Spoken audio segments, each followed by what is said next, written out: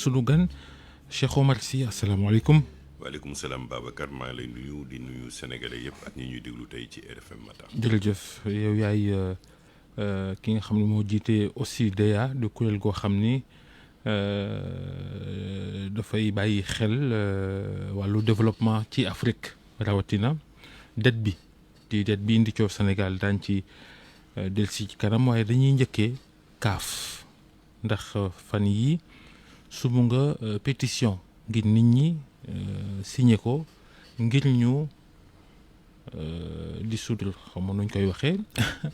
ñu tas CAF yeesalaat ko noonu nga ko gisee ndax li mu ne Sénégal gañeetul Coupe d'Afrique bii weesu pétition boobu fu mu toll ñaata nit ñoo ko signé gum.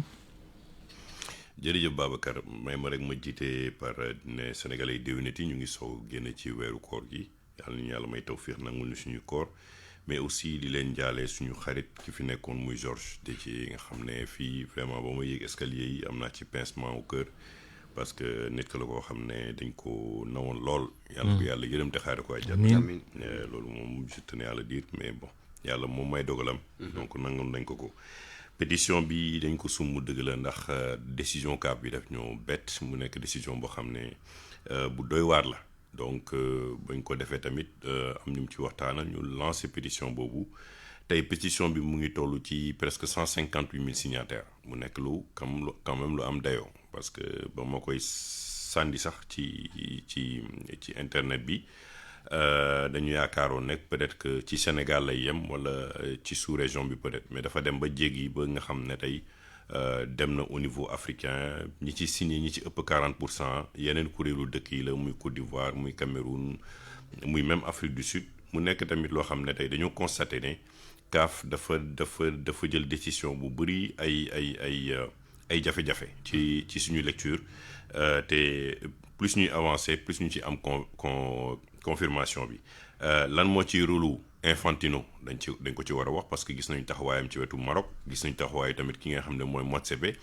ne bés bu ñuy jox Sénégalais raaya bi sax di Coupe d'Afrique bi gis nañ ne seen kanam kontaan nañu ça veut dire que pour ñun dañoo jàpp ne foofu dafa am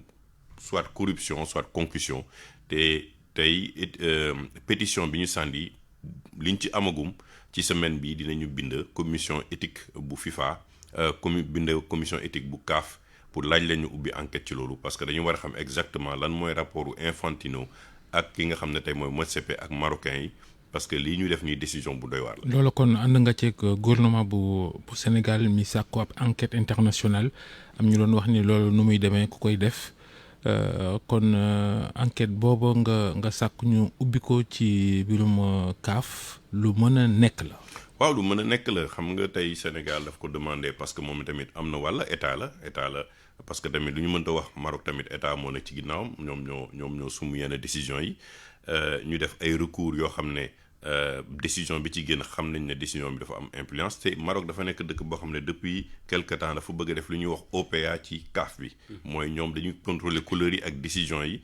te ñoom ci gis-gisu ñëpp du Sénégal kese mi ci gis-gisu africain yëpp ba ñu ci àndee ci Coupe d'Afrique bi dañu gis ne dafa am ay parcours Maroc dafa mel ni dañ ko doon faciliter pour mu gagner Coupe d'Afrique bi yàlla ak dogalam nag ak bëgg-bëggam ne jox raaya bi Sénégal te man gëm naa ne fi ñu toll nii waruñu toog ba ñàkk fayda ba marocains yi war a mën a jàll suñu kaw parce que lii sénégalais yi def dañ ko mérité arbitre bi dafa siffler match bi mu jeex bu nekkoon tey Diaz dugal na bi wax bi duñ fi nekk tey di wax ay waxu CAF duñ fi nekk di wax ay waxu ne bu Coupe d'Afrique bi dañ koy nangu ci diw di ko jox keneen. bi nga defee pétition bi dafa fekk daanaka africains yu bëri de façon générale def nañu bind nañu wax nañu di regretter décision bi nga xamante ni CAF jël na ko mais personnellement c'est une décision personnelle boo jël wala da nga ko liggéey ak fédération bi wala boog est-ce que am na ak link ak yeneen fédération yi nekk ci continent bi. non c'est initiative citoyenne la xam nga comme ba mu doon xeex ci autoroute à péage bi man ñu ma ciy waxal surtout c'est des acteurs de la société. malheureusement aussi les autres pays africains ne font rien.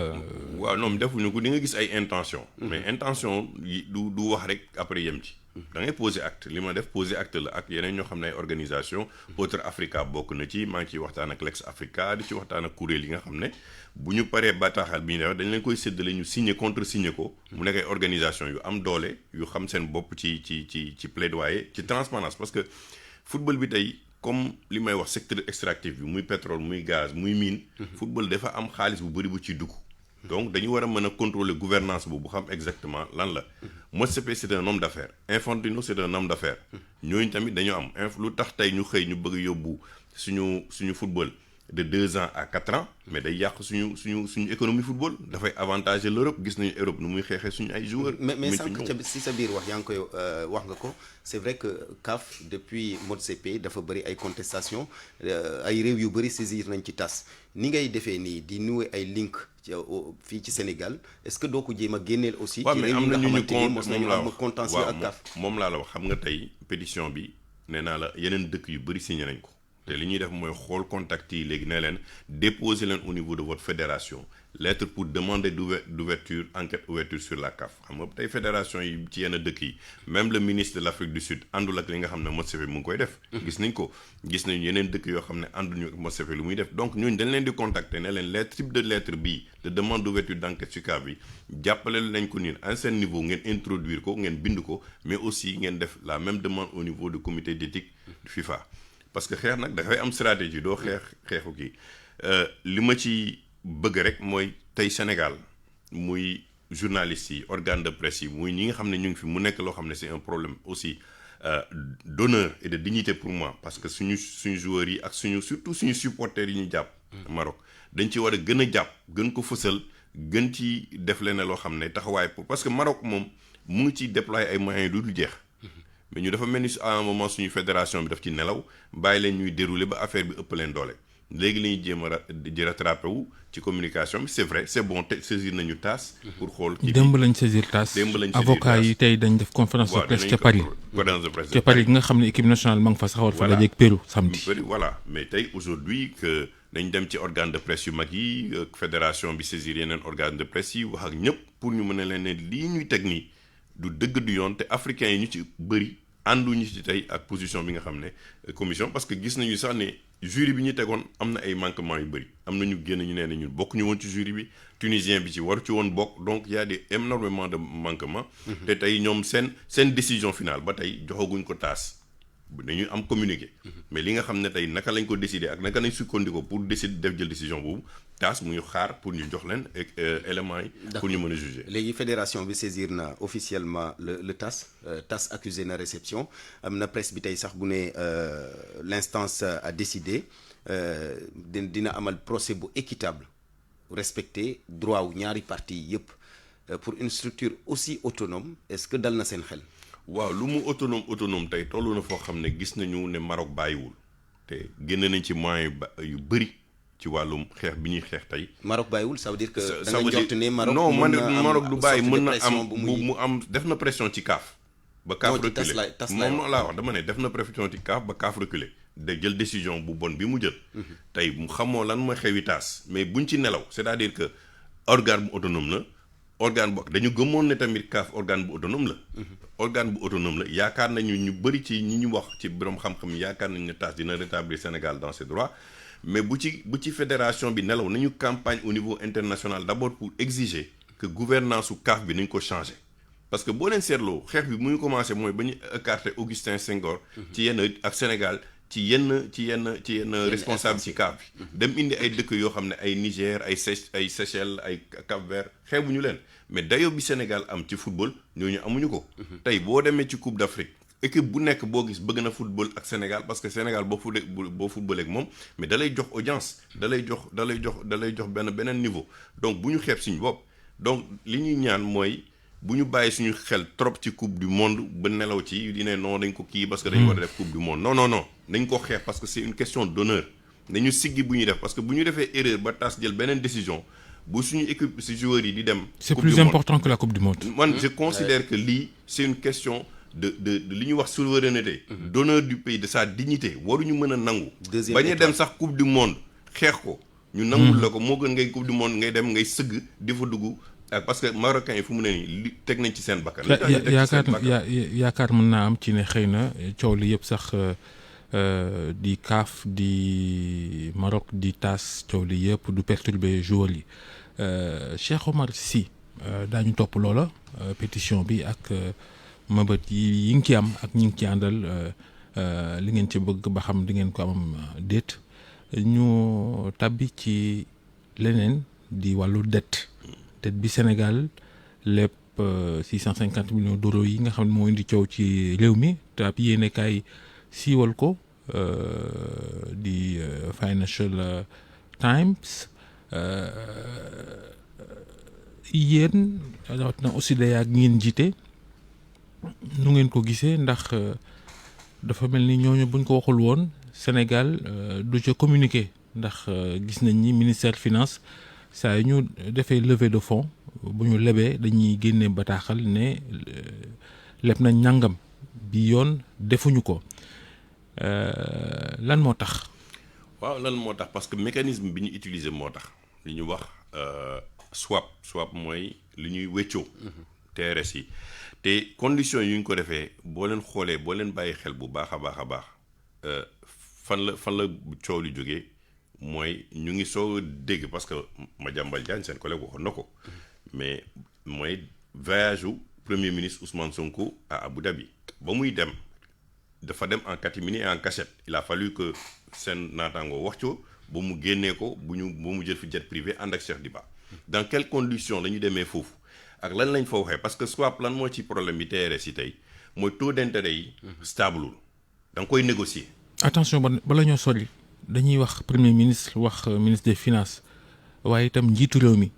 yëgoon na ko moom it sa responsabilité engagée. non ñoom c'est le gouvernement en premier le président de la République parce que décision bi nga xam ne tey dañ ko war a jël pour wuti bor dañ koy waxtaan ak président de la République bu premier ministre jëlee jet privé dem. ça veut dire que ki nekk ci bokku réew mi yëg na ko xam na li xew mais ba mu demee parce que tey yaa ngi jël ay taux yoo xam ne taux yu dafa mel ni rek dama koy wax de manière plus terre à terre. dañu am essence mu am l'essence frelatée ñun l'essence frelatée day yàq sa moteur mais dinañ ko jël nga ne te condition parce que lii dafa xaw a cher ci man pour l'instant mënu ma ko am ci marché bi mooy l'essence bu normal bi nga xam ne FMI laa ko wanoon négocier te foofu am naa fa problème naa jël essence frelatée bi dugal ko ci moteur du Sénégal ba ci kanam. tout en sachant que bari na ay risques. bari na ay risques mën na yàq du traité wuñu ko bu baax mën na yàq sa moteur mën na yàq piston yi mën na yàq li ci yëpp dama koy jël de manière terre à terre pour Sénégal yi complet da nga am essence boo xam ne set na mais dafa am conditions yu leer yu ñu la koy joxee mais yow comme dem nga yuuxu fu nekk ay dette cachée ba am problème ak FMI tëj say buntu ak say partenaires financiers kenn ñëwatul nga jël sa avion daw wuti benn essence frelatée ñu jox la ay conditions ne la essence bi sax bu ñu la koy jox yow bu Sénégalais yi di fàttaliku bu Ousmane Sonko delluwaatee assemblée nationale dafa wax ne dañu am benn projet bu mag Dakar Millennium City bu ñu war a def moom lañ demoon négocier ak Dubai Yoti 37 hectares yi nga xam ne site militaire yi fan lañ ko joxoon. est-ce que du loolu lañ joxe gaz est-ce que du dañ joxe gaz suñu pétrole est-ce que du nañ joxe loolu nag dem na fi ñetti yoon assemblée nationale. waxul 650 millions du moom. du président de la république ba muy def discours am du ki nga xam ne mooy Cheikh Diba ba coow li génne ba financier parce que Financial Times c'est quand même journal boo xam ne dañ koy déglu au niveau international c'est crédible du ñu waxantu mais ba mu ko génnee la ñu commencé réagir di ñu ne dem nañ ci loi de finance initiale bi loolu wax nañu parce que may ñu autorisé nañu ñu lebu à temps non autorisé nañ ko dañu yàgg autorisé seen état du Sénégal muy lebu mais ci yan condition la ngay lebu xaalis bi comme yow tëj nga say buntu te loolu avertiroon nañ leen ne leen fi ngeen jëm baaxul te dette cachée bàyyi leen wax ji parce que dafay tëj seen buntu ils sont allés sur le marché noir parce que ki ñu ko négocier taux yi mu leen jox bu nekkee tey respecté wu ñu taux yooyu wala respecté wu ñu conditions yi day exploser. mais ministre des finances nee na taux yi moo gën a souple sax taux yu euro. mais na wax ci yan conditions la gën a souple waxu ko na wax ci yan conditions. yi gën a souple ak li ñu tayle lan lañ tayle parce que loolu swap da ngay am looy joxe. xam nga tey FMI waaw FMI du la demande garantie da lay demande yow sa mode de gouvernance mu transparent ba ñu accordé la ba ñu encadré la ànd ak yow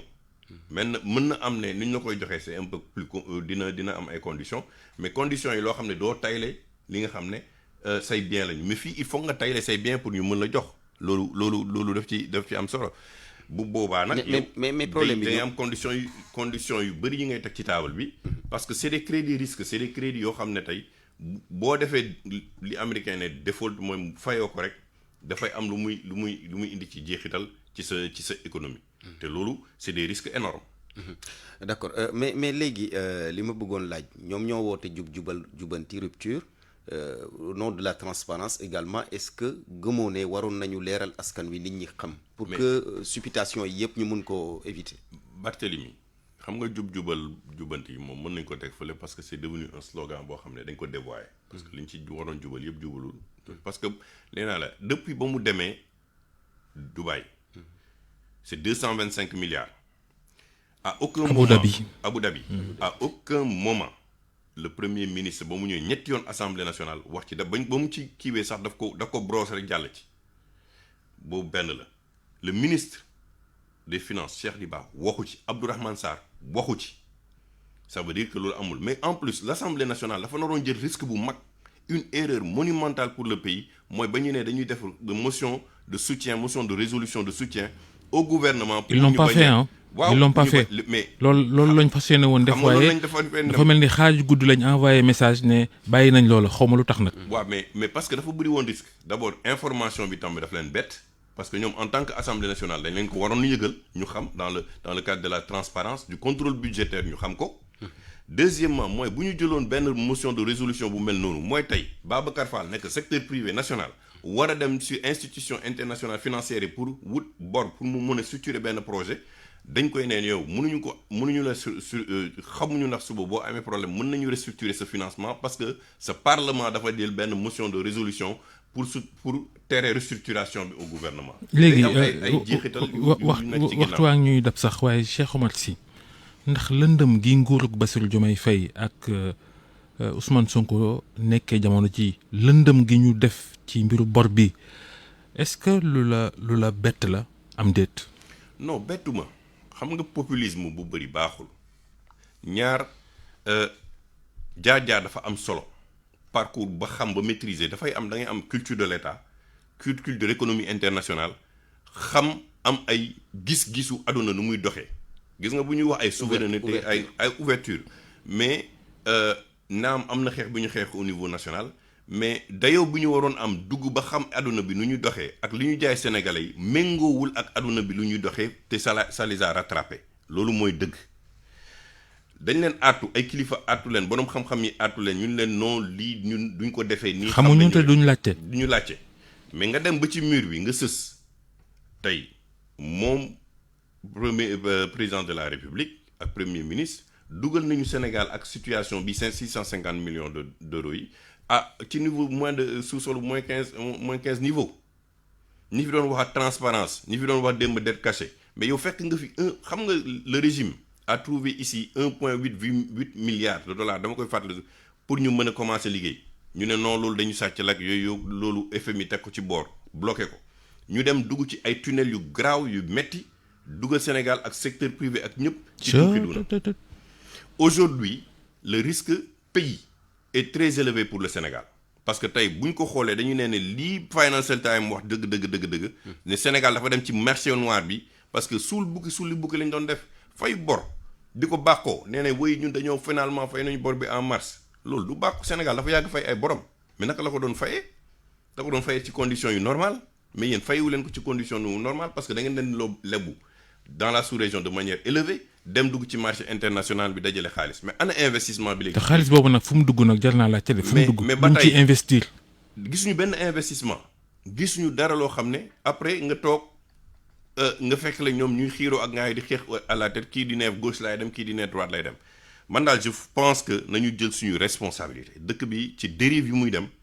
économiquement socialement et politiquement baaxul.